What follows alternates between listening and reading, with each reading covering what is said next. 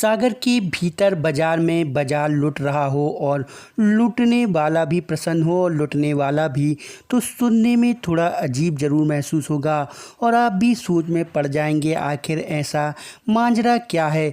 तो हम आपको बता दें, यह कोई वैसी लूट नहीं, दरअसल यह एक पूजा से जुड़ी परंपरा है जिसे त्रिशाला बड़ी पूजा की रथ यात्रा के पूर्व समाज की महिलाओं के द्वारा रस्म अदायगी के तौर पर निभाया जाता है।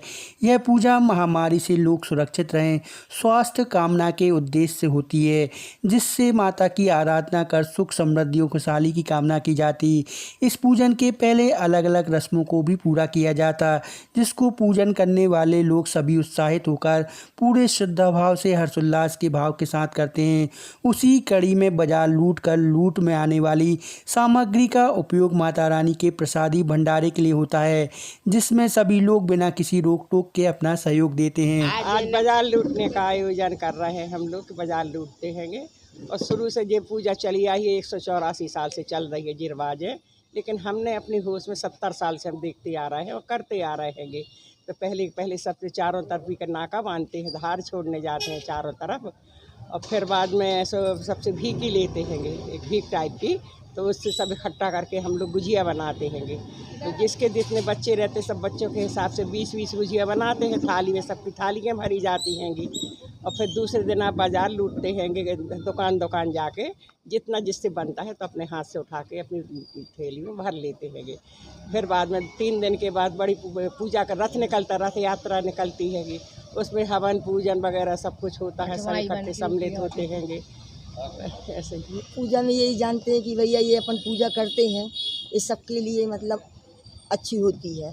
सबके मतलब जैसे ये महामारी आती है या मतलब कोई आपदाएँ आती हैं, उनके लिए ये पूजा करी जाती। तो अपन ये नाका बांधना पड़ता है और फिर नाका बांध के उनको पूजा देते हैं, वो अपनी रक्षा करती है माता रानी सब। ये बाजार लूटते हैं, उनमें माई की पूजा का श्रृंगार सामान, माई का सब सामान लेके आते हैं, और जो बचता है पैसा वो अपन कन्याओं को भंडारे में, कन्या भोजन में कन्याओं को देते हैं। त्रिशाला पूजा हर 2 साल में एक बार आती है और भीतर बाजार से इसको रथ यात्रा के रूप में हम लोग शोभा यात्रा के रूप में निकालते हैं, जो बड़े ही धूमधाम से निकाली जाती है।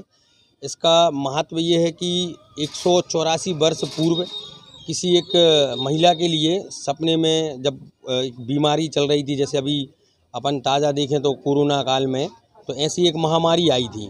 तो उसी समय एक महिला के लिए देवी जी सपने में आई थी, उन्होंने मांग की थी कि ऐसी ऐसी महामारी चल रही है, तो उसके लिए ख़त्म करने के लिए हम क्या कर सकते हैं। तो माता रानी ने उनको सपने में बताया था कि आप इस प्रकार की पूजा करें।